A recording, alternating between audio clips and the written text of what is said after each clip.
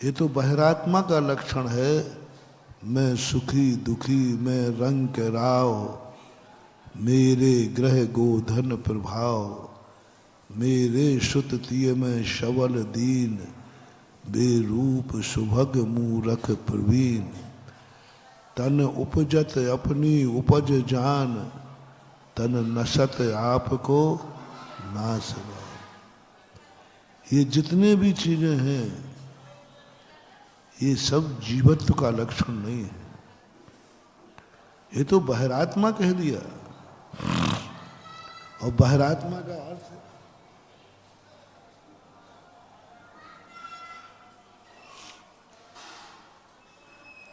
मिथ्या दृष्टि है। जब तक हमारे जीवन में हमें ये 5 भावों की अनुभूति नहीं होगी तब तक हम सम्यक दर्शन भी प्राप्त नहीं कर पाएंगे। चरणान योग का सम्यक दर्शन तो हमें अनंतों बार प्राप्त हुआ।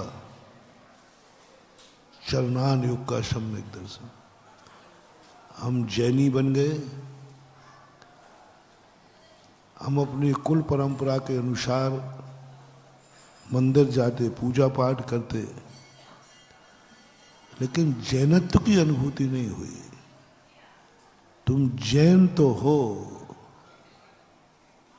लेकिन जैनी नहीं हो। जैन होना अलग चीज है और जैनी होना अलग चीज है। जैनी पने की अनुभूति नहीं हो रही, जैन की अनुभूति तो हो रही तुम्हें। जैन और जैनी में इतना अंतर है जितना धन और धनी में अंतर है। बोलो, धन वाला होना और धनी की अनुभूति। धन तुम्हारे पास है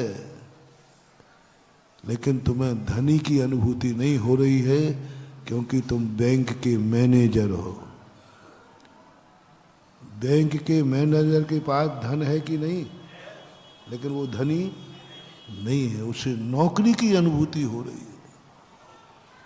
मैं एक नौकर हूं, करोड़ों रुपया उसके बैंक में है, लेकिन उसे धनी की अनुभूति नहीं होती। 4 करोड़ की गाड़ी में मर्सिडीज में चल रहा है ड्राइवर, लेकिन उसे मालिक की अनुभूति नहीं होती। बस यही स्थिति आपकी है। आप जैन हो, इसमें कोई संदेह नहीं है। तुम जैन हो इसमें कोई संदेह नहीं, क्योंकि तुम्हारे बाप जैन थे। बल्दियत में मिलता है जैन शब्द, क्योंकि आजकल जैन शब्द जातिवाचक हो गया, गुणवाचक नहीं रहा। आजकल जैन जातिवाचक हो गया। पहले जितने भी जातियां थी वे वर्ण के आधार पर थी, कर्म के आधार पर थी। कर्म के आधार पर एक घर में क्षत्रिय, वैश्य और शूद्र तीनों पाए जा सकते हैं। एक भाई क्षत्रिय है, एक भाई व्यापार कर रहा है तो वो वैश्य है, और एक शिल्प का काम कर रहा है तो शूद्र है। एक कुल में, एक घर में शूद्र हो सकता है, एक रिश्तेदार शूद्र हो सकता है, और एक क्षत्रिय हो सकता है, एक वैश्य हो सकता है। एक ही परिवार में, एक ही रिश्तेदार में, परिवार में तो छोड़ो, मैं तो कह रहा हूं एक भाई क्षत्रिय है, एक भाई वैश्य है और एक भाई शूद्र है।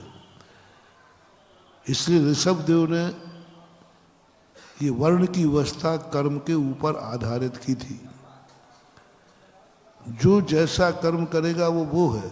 भाई से, रिश्तेदार से कोई मतलब नहीं है, इसलिए संबंधों का निषेध नहीं किया। आजकल लोग दलील देते हैं कि महापुराण में आया है कि ऋषभ देव ने लिखा है शूद्रों के साथ संबंध कर सकते हो। विवाह आदि। शूद्र कन्या से भी विवाह कर सकते हो, वैश्य कन्या से भी विवाह कर सकते हो, क्षत्रिय कन्या से भी विवाह कर सकते हो, कोई बाधा नहीं। लिखा है, मैंने भी पढ़ा है।